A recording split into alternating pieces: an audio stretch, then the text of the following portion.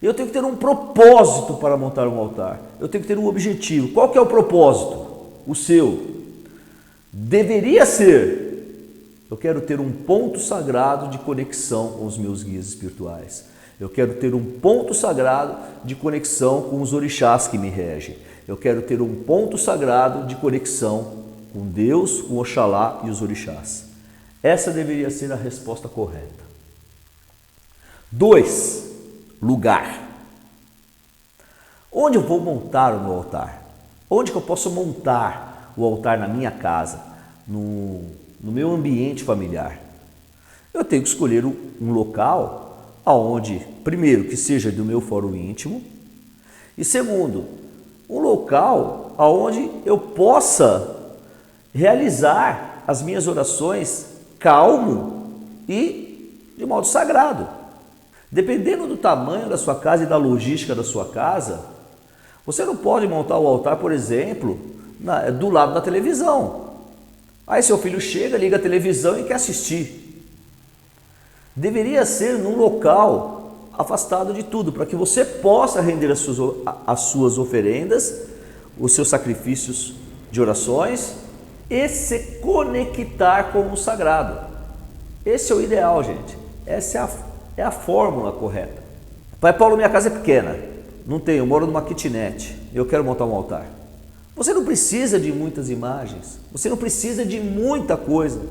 Uma única imagem, um único altar pode ser o seu altar sagrado, desde que seja no lugar onde você possa reverenciar de modo sagrado e que você tenha respeito. Se você é fumante, que você não vai fumar perto. Se você gosta de tomar cervejinha, como eu também gosto, você não vai tomar cerveja perto do seu altar. É de modo sagrado. 3. Você precisa já imaginar: eu estou montando um altar, eu vou ter um propósito, vou ter um lugar sagrado para que eu possa fazer as minhas orações, e eu tenho que alimentar esse altar. Opa! Como assim alimentar esse altar? Eu entendo que ele vai se tornar vivo. E se ele vai se tornar vivo, você deve alimentá-lo. Seja com velas, com incensos, seja com plantas, seja com as suas próprias orações que você direciona para o altar. Mas isso é necessário. Então, 1. Propósito. 2. Lugar. 3. Elementos para alimentar o altar. 4. Elementos de constituição do altar. Como eu disse agora há pouco, pode ser uma única imagem, um único altar, uma única pedra, um único cristal, pode ser. Mas, se você está montando um altar, você deve colocar no ponto mais alto do altar Oxalá. Oxalá deve ser representado pela imagem de Jesus Cristo, ou eu gosto muito das imagens africanas de Oxalufã, Oxaguian, gosto muito, pela pombinha em cima de uma esfera que representa o Divino Espírito Santo no mundo, né? Ou ainda por um único cristal translúcido branco, que representa a força de Oxalá. O cristal é um otá de Oxalá. Então, você montando o seu altar, você deve pensar: o ponto mais alto é de Oxalá.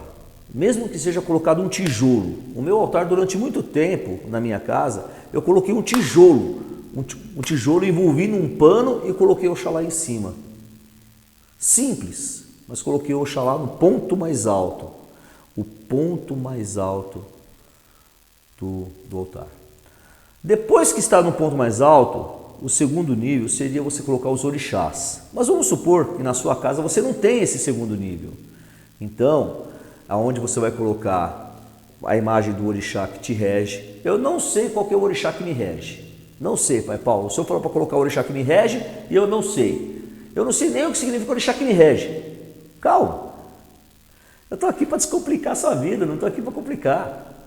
O orixá que me rege é o orixá que rege a minha coroa, que é o de frente.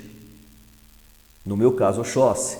O orixá adjunto é o orixá que me rege, a minha força adjunta. Nós sempre temos um orixá de frente e um orixá adjunto. Todo mundo tem. Vamos supor que você não sabe quais são os seus orixás. Você tem um apreço, um apego por um orixá. Você ama muito Iemanjá. Coloque a imagem de Iemanjá, até você saber quem é seu pai e sua mãe. E quando você souber quem é seu pai e sua mãe, não tem importância que você tenha a imagem de Iemanjá. Não tem importância. Não tem. Tá? Aí você coloca, no meu entender, eu devo colocar o triângulo sagrado da direita da Umbanda, das linhas de trabalho. Pelo menos a imagem de um caboclo ou cabocla, a imagem de um preto velho ou preta velha e a imagem de um herê. Vai ficar muita coisa. Não tem importância, pode ser só Oxalá, pode ser só o cristal. Mas posso colocar Oxalá e uma Iemanjá? Pode. Oxalá e Oxum? Pode. Só que tem um porém. Não é só ir lá na casa de Umbanda, comprar a imagem ou comprar pela internet, esperar chegar a imagem na sua casa e você montar, você colocar lá e pronto. Não. Essas imagens devem ser cruzadas. O que significa cruzadas? Ela vai estar na mão de um guia espiritual que vai dar vida a ela.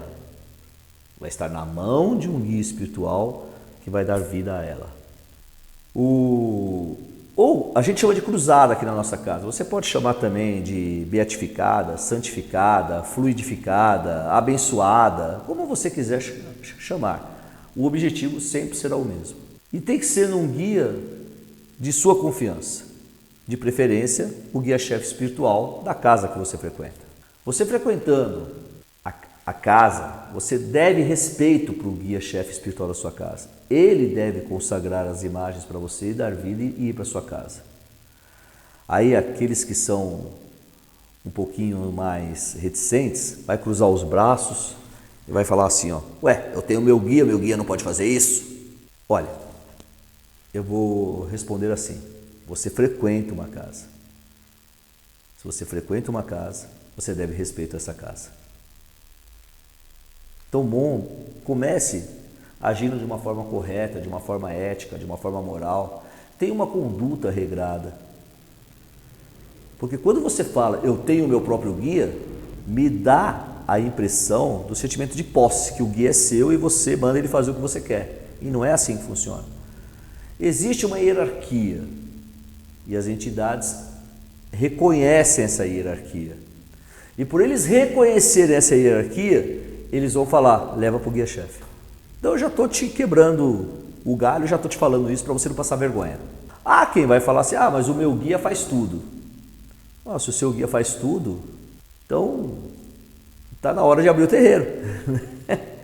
Desde que seja de uma forma correta, abre o terreiro. E aí tem uma outra parte.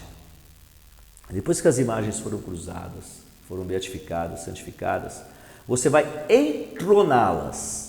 O que significa entronar? Você vai colocá-las no altar, ali, colocou no altar. Lembra que eu falei que você precisa alimentar o seu congá, seja com orações, com velas, com incensos, alimentação? Lembra disso? Então, agora pensa no seguinte, você está entronando a sua imagem. Alimentar seria você alimentar com velas, incensos, orações, tá? Você está entronando a imagem, você entronou a imagem. Você vai ali todo dia e faz um pedido. A imagem se torna um portal. Você não é um idólatra, você não está adorando ídolos. Você está adorando a referência e o caminho que ela te abre. A imagem serve para aumentar a sua concentração. E cruzada, ela te abre a passagem sagrada para o domínio, para a realidade espiritual da onde ela faz alusão. Você entendendo isso, você vai entender o que eu vou dizer agora. Você está fazendo todo dia pedido ali, então tome cuidado. Você não pode simplesmente, depois da imagem entronada, ficar mexendo nela, até para tirar pó. Use um espanador, tira o pó por cima assim. Antes de fazer a limpeza do seu altar, você deve, um dia antes, ajoelhar, Oxalá, meu pai, sagrados caboclos, a força que está ali. Amanhã eu vou fazer a limpeza do meu altar. Para que você tem que avisar? Por que você tem que avisar? Porque você precisa fechar as passagens para que você possa manipular normalmente as imagens. Porque a partir do momento que você a entrona, ela é um portal vivo para uma realidade. Então não deve ser mexido mais.